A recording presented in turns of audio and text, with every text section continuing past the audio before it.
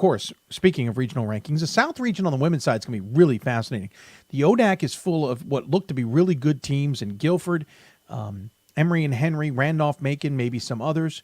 The ASC down in Texas is certainly ridiculously good. You've got East Texas Baptist, Texas Dallas, also Mary Hardin Baylor playing well, even Hardin Simmons.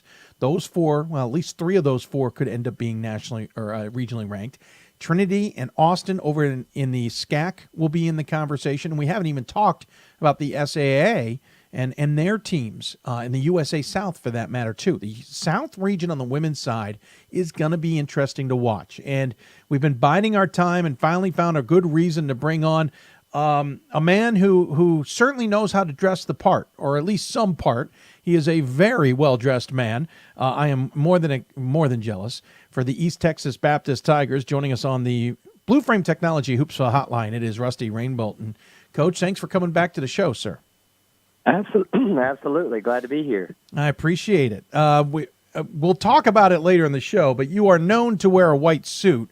What we forgot to talk about when George Barber was on the show was not the game where the team put up 200, but the night before when they put up 180-something. He also wore a white suit. Sir, I got a picture of you in a nice vest. I've got you in a beautiful three-piece suit. You style and profile while leading this team to a heck of a season so far.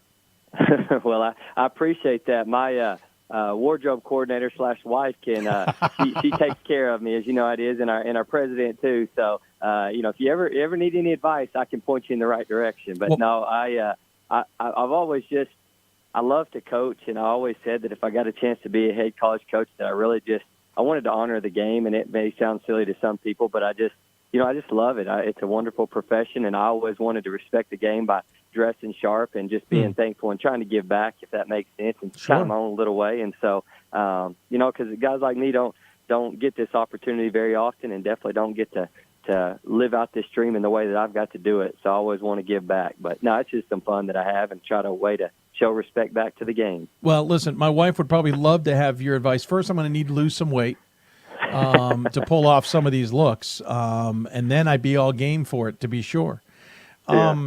While you dress the part, you've still got this team clicking, and let's remind people, Rusty. 2016-17, you were 3-22. That's not a typo. Right, the team was 3-22. The year before, what was that? 2 years ago. Yeah, and then there was a coaching change, and our staff came in, and we practically brought in a whole new team. Yeah, you blew it up last year. Yeah, you blew it up. You're 25-7 last year, going 13-5 in the ASC. Now you're 19-2. You're 12-2 in the East Division of the ASC. You got 4 games left, 3 on the road, 1 at home. We'll talk about that in a bit, but I am still almost dumbfounded, and that's not the right word because I don't want to make it sound like that, but floored at the turnaround for the Tigers here, from what has usually been anywhere between 8 to 16 win team who bottomed out that 1 year to now suddenly be a Texas power. Well, it's definitely been a blessing. We as people, we like to take a lot of credit, but I talked to you last year. I'll just echo it again. I mean, we really are doing it for a different purpose, and we really believe that we're trying to play in a way that honors the Lord. And if we win a championship, great. And if not, that's our story and our message every time we step on the court is we're playing in a way that's trying to show love to people and encourage people and allow athletics to be something a little more than just a scoreboard and an identity. And so we're just very blessed and very thankful. And it's a lot of fun. Really is. Not to make light of religion in any way, shape, or form, but if God is truly helping you, He's not helping anybody else with this turnaround. That's absolutely outstanding. And what's really amazing is your 2 lone losses are to those other teams I talked about in the conference, Mary Hardin Baylor and Texas Dallas. A 13-point loss back to Mary Hardin Baylor all the way back on November 29th. And then a Texas-Dallas loss again by 12 points, or the first one was 13, but 12 points, again, on the road at Texas-Dallas. You've not only held serve at home, but those games are relatively close. It's almost like splitting hairs to some degree. And granted, where was the other game? Oh, you have Texas Dallas to finish the season. So we're obviously building towards that. But it's outside of those games, you guys have been pretty strong. What's working? Well, yeah, you're right. And we've it's been a weird year because we've averaged, I think it's a 22-point margin of victory on the year for most all those games. When we played at Baylor has a very good team and well coached and a really, really tough place to play. And we were without our best player that game, so it made it a little bit different. But we were down 4 with 4 minutes left. And then at Dallas, we played a really good team on their home court, had everybody back, and we were down 1 with 2 minutes left. But we're never gonna keep it close just for the sake of the way the score looks. We're going to foul them to the bitter end and keep trying to play all the way through. And so sometimes those games, it could end up, 6, 7, 8 with 30 seconds left or 12 seconds left. We're going to keep fouling just because that's, again, what we do. We just want to play in a way that's giving everything we got to the end. But the ASC is it's as tough as, I've been in the league a long time, and it's as good as I've ever seen it. And top to bottom, it's better too. Everybody can be beat on any given night, and so it's a good league. We've really enjoyed it, but it's definitely nice to play against teams like Dallas and UMHB and like you mentioned earlier, Trinity and Austin College are down here. There's a lot of good teams. Yeah, it certainly is going to be fascinating when the first regional rankings come out, and then the second week when we finally get to compare all the games truly that you've all played. What has worked this season, or what hasn't? Maybe the better question is what hasn't worked. You talk about a 20-point margin of victory right now. You're out rebounding your opponents by about 6 a game or so. You're shooting well from the floor, but what isn't working? Maybe besides the free throw percentage, which I just noticed. Well, yeah, that's one of the big things that we talk about. And what's crazy is this is the best shooting team I've ever coached. I've always built teams for defense and rebounding toughness, and never spent a lot of time caring about kids that could shoot. It just wanted kids that could guard and rebound. But we shoot the ball. I think we're either 1 or 2 in the field goal percentage. I think we're top 30 in the nation in field goal percentage offense, and we're top, I think, 20 in field goal percentage defense maybe. But, we need to shoot free throws a little better. We feel like we need to rebound a little better at times. But we have a pretty solid group all the way around, and we play 5 in, 5 out. We'll play 14 girls every single game. Nobody plays more than about 18 to 20 minutes a game. And so I think that really helps us too, just our depth and the way we play, and it keeps kids happy. And, it's more of a team-built type idea instead of having stars at the top. We've got some really good players, but even our best couple of players don't play more than, 18 to 20 minutes a game.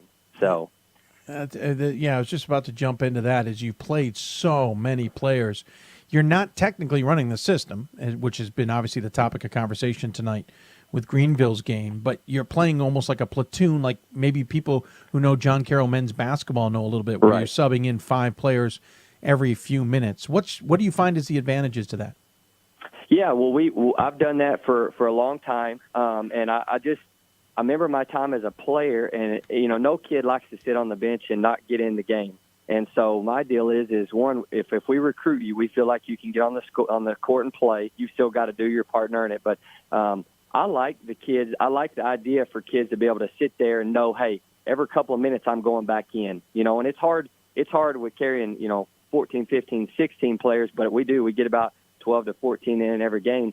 But I also think too, like this happened to us last year. Our best player who led us in points, steals, and rebounds last year, she gets hurt in the first segment of the conference tournament, and we played 3 games in 3 days, and she did not play until the last quarter of the championship game. So she, in essence, missed 2 full games, and we were still able to beat Dallas on their home court in the second game and beat Baylor in the championship without her.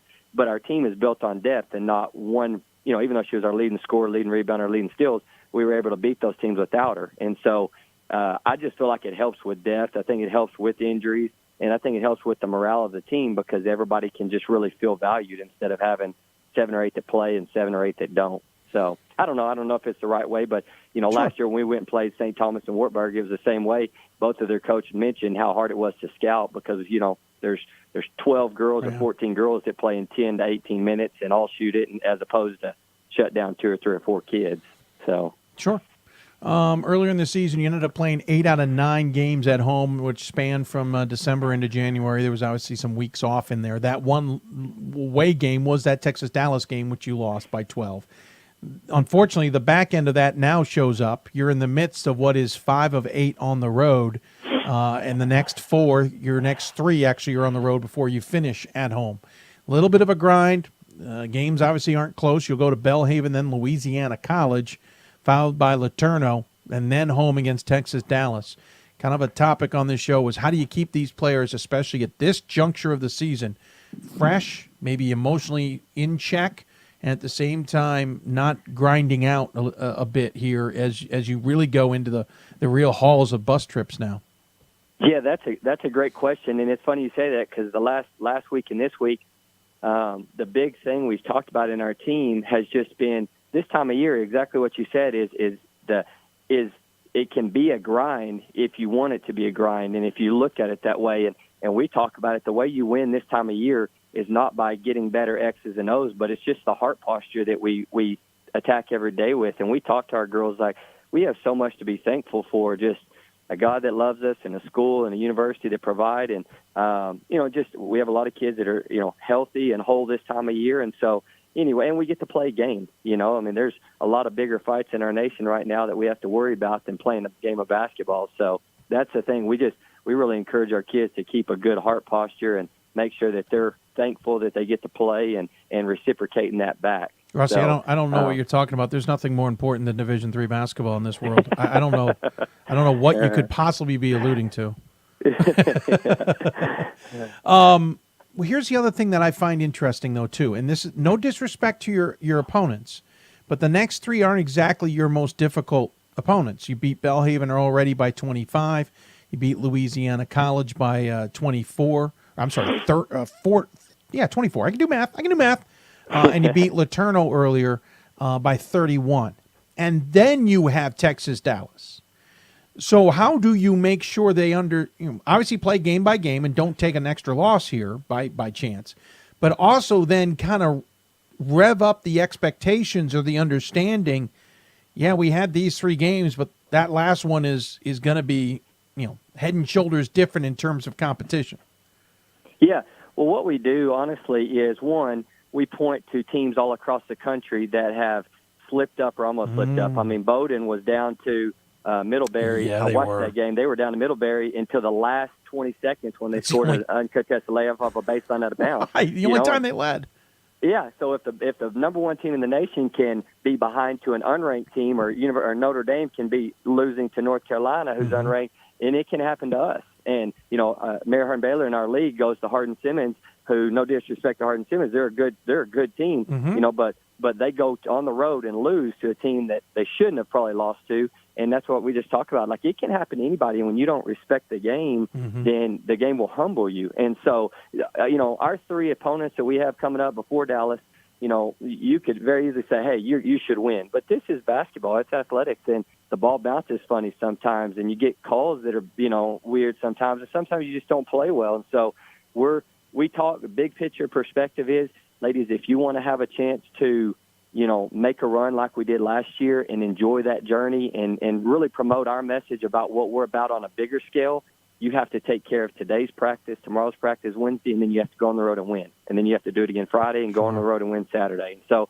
every coach kind of says the same thing, but I'm not one of those coaches like a Belichick that's like, man, we just live in the day. We talk about the big picture because that's what these kids do it for, the excitement and the experience. And like I said, for us, our team, we want to promote the gospel of Jesus on a bigger scale. And last year, getting to do what we did was a really cool way to do that. And we were thankful. And so if we're going to get a chance to do it again, we've got to take care of the daily grind. Well, Rusty, I appreciate you coming on, talking about the Tigers. Fascinating the way you guys have turned the program around for starters, while also dressing extremely well. But at the same time, it's just interesting to see how you can change the mentality that fast and be that competitive. Joy to chat with you about it, and I appreciate the time. As always, we give the guests the final word. Any final thoughts you'd like to share with those who may be tuning in? Yeah, we just appreciate what you do and appreciate Division III athletics, and so hopefully we get to get on and talk to you soon. Yeah, well, I think at this rate, you'll be on often. Well, I appreciate that. Absolutely. Rusty, take care of yourself. We'll look forward to talking to you down the road. Yes, sir. Rusty Rainbolt joining us here on the Bloom Frame Technology Hoopsville Hotline. A reminder, all interviews on the Hoopsville Hotline are courtesy of our partners at Blue Frame Technology and their industry-leading production truck software. Is your college ready to showcase its teams through a reliable and innovative video streaming service that won't break your budget? Blue Frame's advanced digital broadcast tools will take your broadcast to the next level. Learn more today by visiting www.blueframetech.com. And make sure you mention I sent you there. You heard it about on Hoopsville. Dave McHugh told you to go talk to them at Blue Frame. They will appreciate it. I will as well. Again, East Texas Baptist, 19-2, 12-2 in conference play. Interesting run up here with the last 4 games before getting into the conference tournament. I'm just blown up. Polly Thomason's going to have her team ready, though, at the end of the season. You know that. That last game is going to be a must-watch on February 16th, to be sure. When we